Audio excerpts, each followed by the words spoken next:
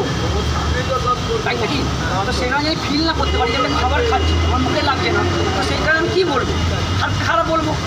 আমি একটা ব্যবসায়ী হয়ে বলছি, যেহেতু আমি সেম ব্যবসার সঙ্গে যুক্ত।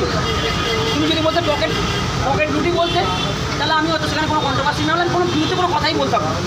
তুমি পকেট পরোটা বলেছি, আর তুমি ব্যবসা করছো 14 বছর, আমি তোমার থেকে 11 বছর আগে থেকে ব্যবসা করছি। তো পরোটা কী জিনিস সেটা আমি তোমার থেকে 11 বছর আগে এক্সপিরিয়েন্স করতে পেরেছি। তো আমি সেখানে দাঁড়িয়ে বলেছি যে তোমার পরোটা জান নেই, তাই তোমার পরোটাকে ডেড বডি পরোটা বলি। ডেড বডি পরোটা কেন? একটা মানুষের মধ্যে যদি জান না থাকে তাকে ডেড বডি বলে, যেই পরোটার মধ্যে জান না থাকে তাকে ডেড বডি পরোটা বলে। তুমি একটা পরোটা এমনি করে ভাঁজ করে দেশে গাড়ির মধ্যে ঢুকিয়ে দিচ্ছ, পকেটে ঢুকিয়ে দিচ্ছ। তুমি এটা বলো না, একটা কোনো খাবার কি পকেটে ঢোকানোর মধ্যে সম্ভব? আমি একটা জিনিস গ্রহণ করবো, সেটা আমি পকেটে রাখা সম্ভব?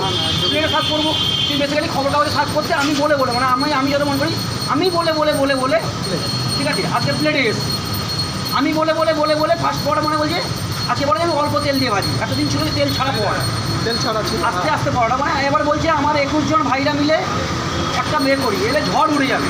আর বাবা তুমি যদি ঝড় হও, আমি তাহলে টর্নেডো। তো আমি যখন আসবো তুমি সামলাতে পারবে না, 21 জন এমনি হালকাতে উড়ে যাবে, একটা শুধু দমকায় পড়ে চলে যাবে। তো আমি সেখানে কথা বলতে চাই না, আমি শুধু কাজে দেখাতে